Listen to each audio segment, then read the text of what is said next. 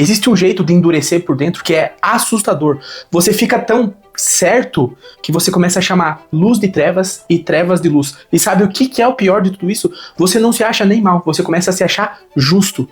Hoje eu vou te mostrar como que isso acontece e no final eu vou fazer com você um exercício chamado casa cheia.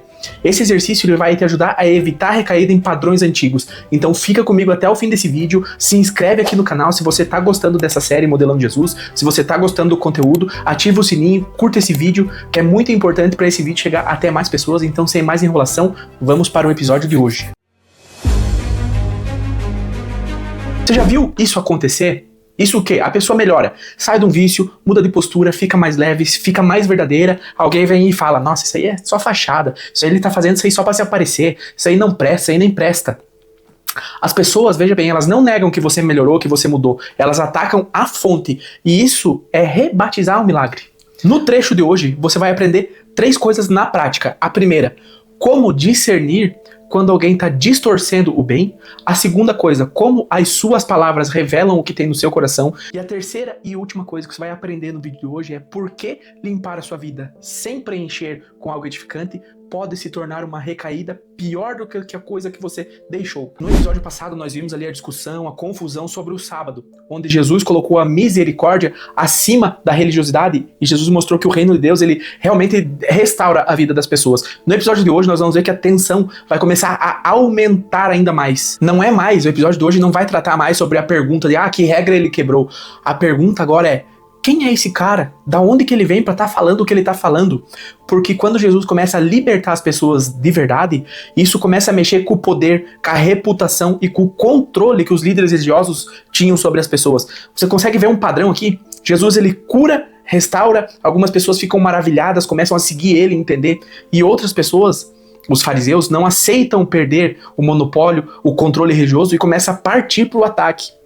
Em um contexto histórico, cultural e geográfico, para ilustrar, para você entender o episódio de hoje, nós estamos no judaísmo do segundo templo, que é nos séculos ali antes e durante Jesus, e havia uma crença ampla em influências espirituais, por exemplo, anjos, demônios, espíritos impuros, e também existiam práticas comuns na época de exorcismo entre os judeus, não só com Jesus. Quando Jesus expulsa demônios, isso daí não era um tema estranho para a época, era algo que já acontecia, era parte do debate espiritual, social daquela região, daquela época. Quando fala hoje, no escrito, quando tiver escrito Filho de Davi, o que significa isso? É um título messiânico do povo. Era o Messias, remetia a Messias. Chamar Jesus assim é a mesma coisa que dizer, ele é o rei prometido, ele é o ungido, ele é o Messias que a gente está esperando. Quando você leu hoje no trecho ali a palavra Beelzebu, ele aparece, é um nome associado ao chefe dos demônios. Há um debate da origem desse termo que ela pode ter uma relação com antigas referências a entidades estrangeiras que foram transformadas em rótulos ali também, como se fosse o príncipe das trevas. O ponto do texto é, eles estão dizendo que Jesus opera pelo comando inimigo. É isso que eles estão querendo dizer. Na questão da localidade, Mateus aqui ele não fala qual cidade é, mas nós continuamos no entendimento, no cenário que seria ali na região da Galileia, hoje norte de Israel. No capítulo 12, no versículo 22 e 23, vem a parte que fala da cura e da pergunta que pega no coração. O que aconteceu? Jesus ele curou ali um homem cego e mudo, um homem considerado endemoniado talvez, e ele volta a falar e a enxergar. O que isso representa na vida real hoje? Pense assim, uma pessoa que ela está tão oprimida por dentro que ela não consegue nem se expressar. E isso remete a uma mudez emocional. A pessoa, por exemplo, não consegue enxergar uma saída, não consegue ver uma esperança. Representa, essa passagem, uma cegueira de esperança. Imagine uma pessoa que vive como se algo mandasse nela, por exemplo, um vício, uma compulsão, um pânico, uma vergonha. A multidão ali, ela pergunta ali, será que esse cara aí, Jesus, é o filho de Davi? Como eu expliquei no contexto ali, o filho de Davi era um título messiânico. Eles pensavam, será que é ele que veio para nos libertar dessa opressão, que veio trazer a luz para o nosso povo novamente? Essa passagem remetendo ao filho de Davi, é isso aqui, é o povo dizendo assim, ó, gente, o que esse cara tá fazendo aqui, ó, não é normal. Tem algo de Deus aí, o que Jesus tá fazendo não é normal. Só pode ser alguma coisa de Deus. E eu pergunto pra você hoje, diante dessa passagem, você tá mais cego no sentido de sem direção, ou você tá mais mudo hoje, você tá sem voz na fase que você tá vivendo hoje? Se você se sentir confortável, pode estar deixando aqui no comentário o que você está sentindo hoje, que eu vou estar respondendo todos os comentários e dando uma direção prática.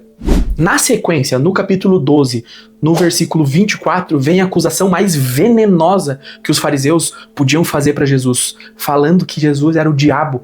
Os fariseus ali, eles dizem que Jesus expulsava demônios por Beelzebul. Eu já expliquei o que é o significado do Beelzebul. Repare aqui uma coisa, eles não negam o bem que Jesus está fazendo, as curas, os milagres que ele está fazendo. Eles simplesmente resolvem atacar a fonte. Por que isso? Porque eles não queriam perder o controle que eles tinham sobre as pessoas, a influência que eles tinham sobre as pessoas. Eles começaram a ver Jesus se destacar como uma influência espiritual e começaram a criar situações e atacar Jesus e começaram a querer pegar ele em algumas armadilhas e perguntas capciosas. Para você entender, imagine alguém que sai de um ciclo de vício. Começa uma vida nova, sem vícios, longe dos vícios, se desfaz de alguns hábitos ruins, se torna uma pessoa mais leve, mais verdadeira, aí aparece um fiscal.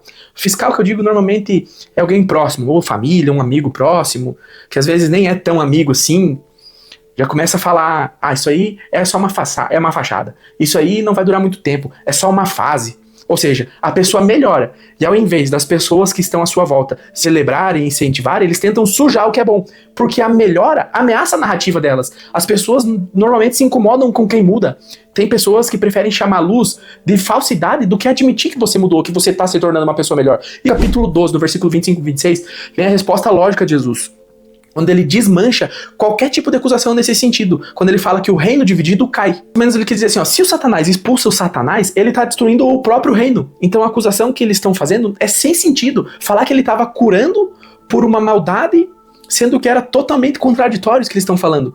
Uma tradução simples para você entender. Jesus basicamente diz assim, vocês estão dizendo uma coisa que não tem nenhum sentido. O mal não combate o mal para perder território. É ilógico. Se uma pessoa está melhorando, fazendo bem, curando relações, não faz sentido nenhum você dizer que a fonte disso é destruição. Isso é uma fé ou uma é má fé ou uma cegueira. E no decorrer dessa série, dos episódios, você vai ver que isso era uma má fé, que eles fechavam os olhos para não enxergar a realidade. Jesus, ele ensina algo muito atual no trecho de hoje. Jesus, ele ensina que o discernimento também faz parte da lógica. Tem gente que liga tudo a espiritual, mas não para refletir, para racionalizar, para analisar. Jesus, ele pensa e ele te convida no trecho de hoje a pensar. Porque assim, se os fariseus tivessem parado para pensar um pouquinho, eles vinham perceber o tamanho da besteira que eles estavam falando, que o que eles estavam acusando de Jesus era totalmente contraditório. Na sequência, no capítulo 12, versículo 27, vem a parte que Jesus pergunta, e os filhos de vocês? Aqui Jesus dá uma cutucadinha que vai deixar os caras mais pistola ainda. Jesus pergunta assim, se eu expulso demônios por poder do mal, então com que poder os exorcistas do lado de vocês expulsam os demônios? Jesus está expondo uma incoerência no que eles estavam falando. Basicamente, Jesus estava falando assim, quando é com vocês, do lado de vocês aí, tá tudo certo, é de Deus. E quando é comigo, é do diabo. É isso que vocês estão dizendo? Você consegue perceber a contradição que eles entraram? Um exemplo real, para te ajudar a entender também, para hoje, é quando, por exemplo, alguém da minha bolha, do meu círculo, faz uma determinada coisa e eu chamo assim válido, fez bem, muito legal. E quando alguém de fora do meu círculo, de fora da minha bolha, faz exatamente a mesma coisa que eu fiz, eu chamo essa pessoa, nossa, essa pessoa é perigosa, essa pessoa tá enviesada, talvez não tá sendo tão bom assim. E isso não é uma verdade. Não necessariamente porque não faz parte do meu círculo, da minha bolha, não necessariamente o que essa pessoa tá fazendo tá errado. Hoje a gente vive num mundo muito polarizado. É muito divisão. E Jesus está trazendo isso de uma certa forma para quebrar essa polaridade. Para trazer mais sensatez, mais coerência nas coisas. Para a gente não ser tão cego quanto as coisas. Na sequência, no capítulo 12, do versículo 28, Jesus ele crava ao dizer o seguinte: se eu expulso demônios pelo Espírito de Deus, então o reino de Deus chegou até vocês. Isso daqui é gigantesco. E eu vou te explicar o porquê. Porque o reino de Deus ele não é um lugar só depois da morte para onde eu vou. Como eu falei desde o primeiro episódio, o reino que Jesus prega é uma nova forma de viver sobre Deus, é uma nova forma de pensar, de agir. É o governo de Deus invadindo a realidade agora.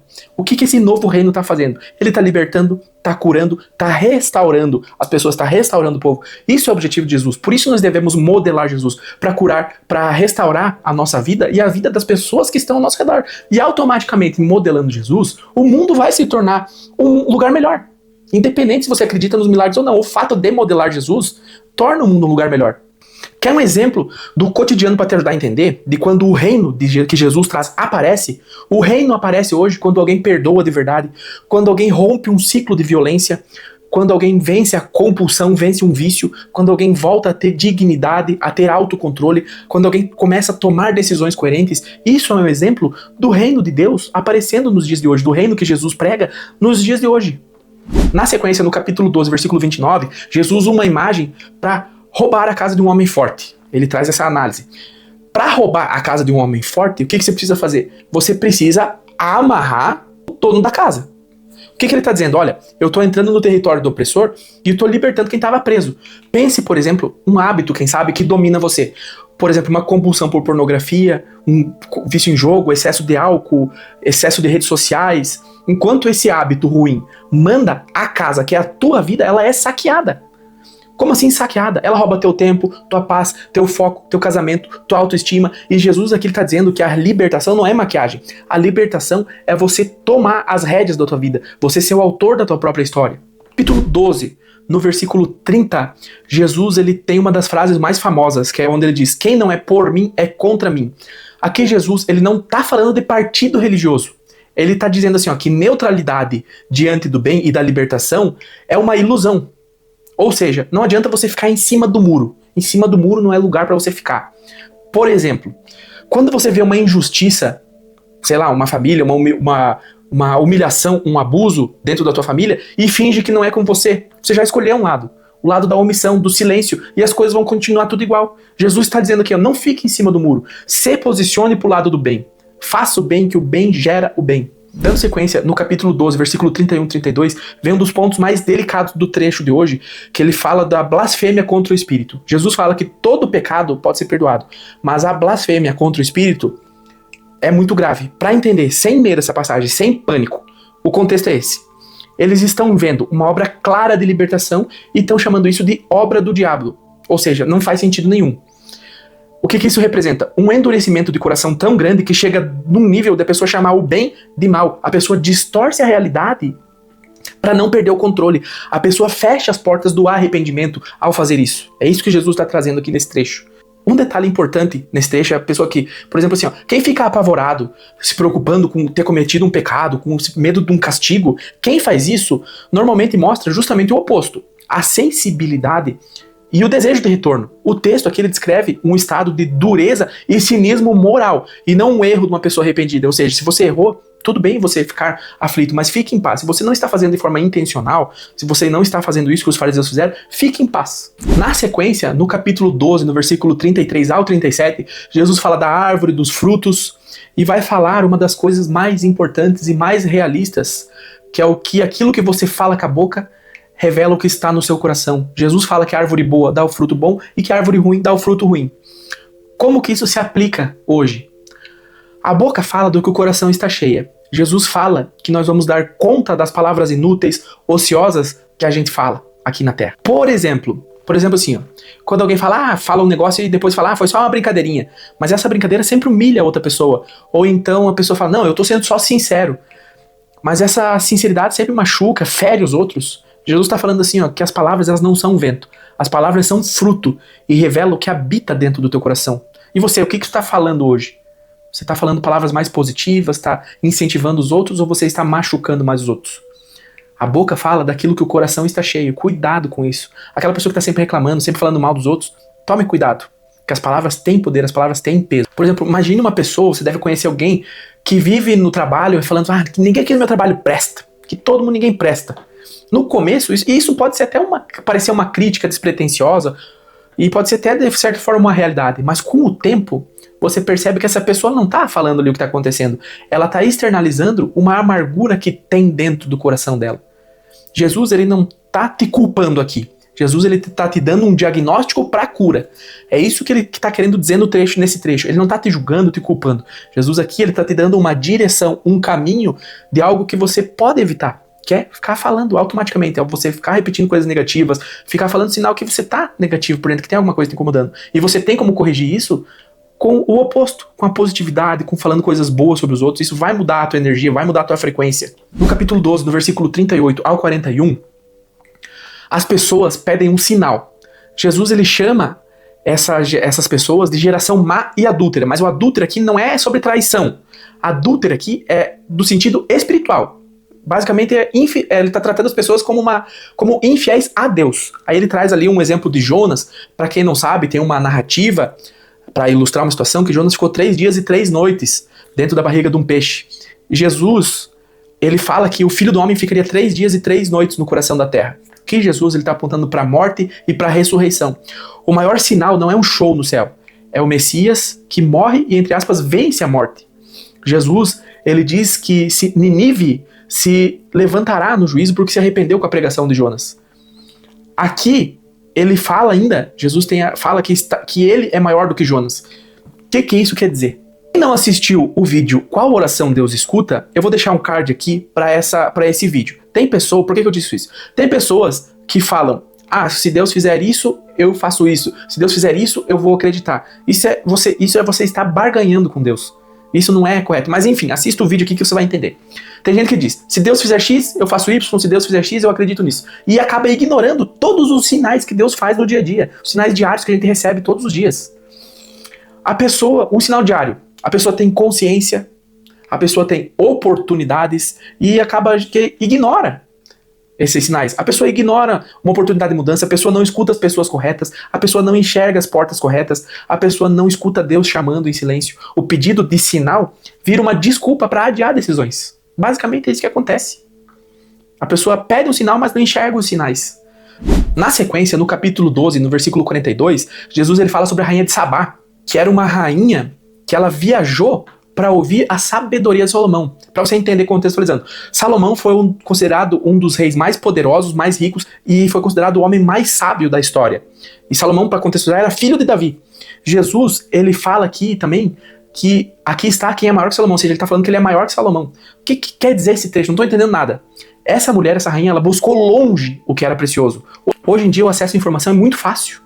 Você tá vendo esse vídeo aqui, você pode estar assistindo esse vídeo aqui de qualquer lugar do mundo, no conforto da tua casa. Na época era muito restrito tudo.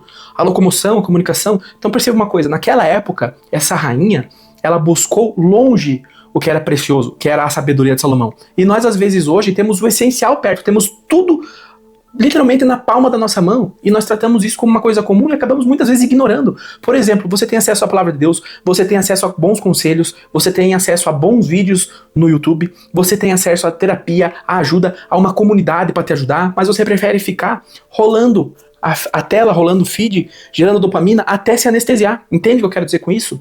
Jesus está trazendo aqui que a mudança é uma questão de prioridade, que é possível, que você deve buscar a mudança. No capítulo 12, no versículo 43 ao 45, Jesus conta que ele dá um exemplo que um espírito sai e volta a casa tá varrida, arrumada. Então o que ele faz? Ele volta e traz outros 7 espíritos ruins e a situação que fica ainda pior. O que quer dizer isso? Não basta apenas você se desfazer de hábitos ruins, limpar tudo. Você precisa preencher a tua vida com algo novo e vivo. O vazio, ele é muito perigoso. Você precisa substituir por algo melhor.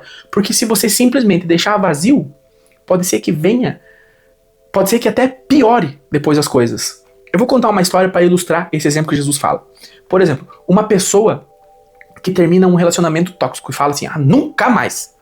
Essa pessoa, ela limpa, bloqueia, muda a rotina, mas fica vazia. Não busca nada, não busca autoconhecimento, não busca novos hábitos, não busca apoio. E meses depois, volta com essa pessoa. Aí o que acontece? Volta, fica pior ainda. Mais dependente, mais quebrada. O problema não foi sair do relacionamento. Foi não preencher esse vazio com vida, com motivo, com propósito, com direção. Jesus aqui ele termina dizendo assim será com esta geração. Isso é um alerta coletivo. É uma reforma moral. Sem transformação interior, ela vira recaída. Isso acontece muito nos dias de hoje. Não adianta você simplesmente deixar um hábito e não fizer nada para substituir por algo melhor. Quando você periga você voltar para o antigo hábito e voltar ainda pior. Por exemplo, alguém que fuma, se não substituir o hábito de fumar por um hábito mais saudável, melhor, essa pessoa pode voltar a fumar e voltar a fumar mais ainda. Basicamente, para você entender, é isso daí. O que a gente pode extrair do texto de hoje? O cego e o mudo simbolizam a condição humana, sem discernimento, sem voz interior. A casa varrida e vazia simboliza uma vida arrumada por fora, mas sem conteúdo nenhum por dentro. A árvore, os frutos, significam a coerência, a identidade real. Ela sempre aparece naquilo que produz. E se você é cético, não acredita muito na Bíblia, não acredita muito em Jesus, o trecho de hoje ele pode ser lido como uma libertação de um estado de sofrimento profundo, por exemplo, traumas, dissociações, opressões sociais, estigmas que eram interpretados espiritualmente na época. Esses problemas, como eu falei em alguns outros episódios, eles eram muitas vezes remetidos como opressões espirituais. A blasfêmia aqui, ela pode ser entendida como um mecanismo de negação moral. Por exemplo, quando alguém se acostuma a distorcer o bem para proteger um ego, ou para proteger uma posição, ou um status social que essa pessoa tem. O espírito que volta, ele pode ser visto como uma dinâmica de recaída, que é o exemplo que eu dei do cigarro. Se você abandonar um hábito destrutivo sem criar novos hábitos bons e rotinas saudáveis, se você não fizer isso, a probabilidade de você voltar esse vício volta ainda pior. Essa leitura ela é universal, independente de você acreditar ou não. Hoje, Jesus está te dizendo o seguinte: não chame de trevas o que eu estou iluminando em você. Eu vim te libertar, mas eu não entro quando você insiste em distorcer a verdade para não mudar. Permita a mudança. Grave essa mensagem de Jesus para você hoje. E para resumir, o que nós vimos no dia de hoje? Jesus liberta um homem e a multidão considera ele sendo realmente o Messias. Nós vimos que os fariseus reagem ali, chamando a obra de Deus como a obra do mal. Isso é gravíssimo. Jesus mostra que a incoerência gera um reino dividido que cai. Nós vimos hoje que a blasfêmia contra o Espírito é o endurecimento consciente que rejeita a luz, que isso também é muito gravíssimo. Nós vimos que a boca fala do que o coração está cheio, então cuidado com o que você anda falando. Nós vimos também alerta que Jesus fala sobre a casa vazia. Jesus alerta que a reforma sem o preenchimento vira uma recaída ainda pior. E para finalizar o vídeo de hoje, vamos para a nossa atividade de hoje. Hoje você vai identificar uma área vazia da tua vida, onde você está só tentando parar alguma coisa, sem preencher com vida. Você está só tentando se livrar, mas não está buscando nada para preencher. Escreva 2 frases. Eu preciso parar de... Pode ser parar de fumar, de beber, parar de reclamar. E embaixo você vai escrever: eu preciso encher minha vida com... E escreva um hábito novo que vai substituir esse vazio que você está querendo trocar. Marque qual é a tua casa vazia hoje. É tempo ocioso? É carência afetiva? É ansiedade? É raiva acumulada? Falta de propósito? E escolha um preenchimento prático de 10 minutos para você fazer ainda hoje. Pode ser uma oração honesta, uma leitura curta do evangelho, pode ser uma caminhada ao ar livre sem levar o celular, ou pode ser ficar sem mexer no celular, pode ser pedir perdão, conversar com alguém, escrever 10 linhas sobre o que você está sentindo, trocar 10 minutos trocando tela por 10 minutos de silêncio, converse com você, com o seu eu interior. Por exemplo, você pode escrever: eu preciso parar de ficar rolando tela no Instagram quando eu estou ansioso. E embaixo você vai escrever: eu preciso encher minha vida com uma pausa real, verdade emocional, uma leitura edificante. E depois embaixo ainda você já tem a fórmula. Você vai escrever: a minha fórmula vazia, a minha casa vazia é ansiedade mais fuga. Meu preenchimento hoje é: vou sentar, vou escrever o que eu estou tentando anestesiar, vou pesquisar um livro para que eu possa ler, vou fazer uma oração simples. No próximo episódio, Jesus vai fazer uma fala que muita gente entende de forma errada. Jesus ele redefine quem é a família. Isso gera muita polêmica, e vocês vão ver que não tem nada a ver com frieza, tem a ver com o reino de Deus. Nós vamos ver como que Jesus cura a dependência da aprovação e como que ele cria uma nova identidade com pertencimento pela vontade de Deus. Até o próximo episódio.